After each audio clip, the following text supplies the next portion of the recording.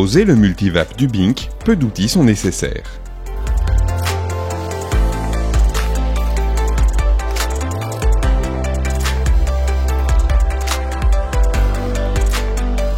Tracez l'alignement à l'aide du cordex à 1,50 m du litho de basculement ou du closoir peigne. Déroulez l'écran souple de sous-toiture. Il faut le tendre parallèlement au faîtage en partant de l'égout jusqu'au faîtage pour en assurer le bon recouvrement.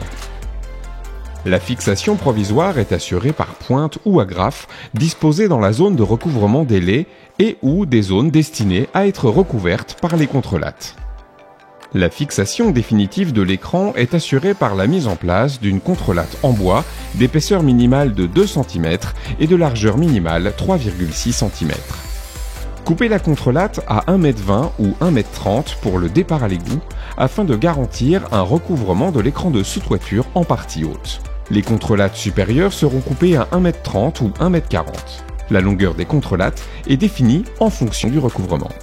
Répétez l'opération jusqu'au faîtage et rabattre l'écran de sous-toiture sur le pan opposé à minima 20 cm.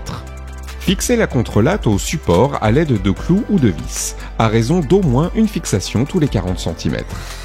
La contrelatte doit créer une lame d'air entre l'écran de sous-toiture et la couverture.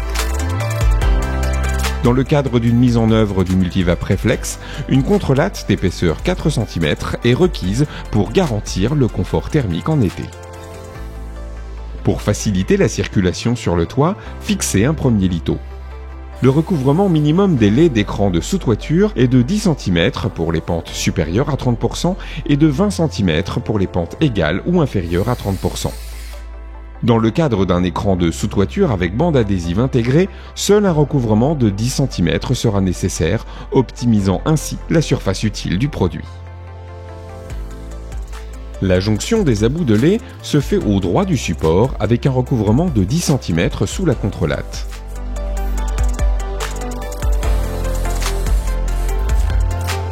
Pour plus d'étanchéité, nous préconisons la mise en œuvre d'une bande adhésive. Dans le cas d'une traversée, un déflecteur sera réalisé avec une bande d'écran. Celle-ci sera de largeur égale à l'entraxe des chevrons ou du chevêtre, augmentée de 20 cm et insérée en amont du recouvrement des laits. L'autre extrémité de la bande d'écran est enroulée sur un litho, cloué en biais en amont des contrelattes interrompues afin de faciliter l'écoulement latéral. Le déflecteur doit déborder dans le couloir latéral contigu. Dans le cas d'une fenêtre de toit ou d'une cheminée, réalisez une découpe en X. Les bords de l'écran sont rabattus et fixés sur les lithos.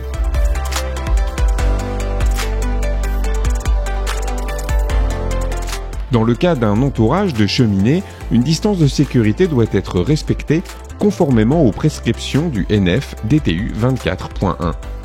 On pourra utiliser de la bande butyle élastique afin de garantir l'étanchéité au pourtour du conduit de ventilation.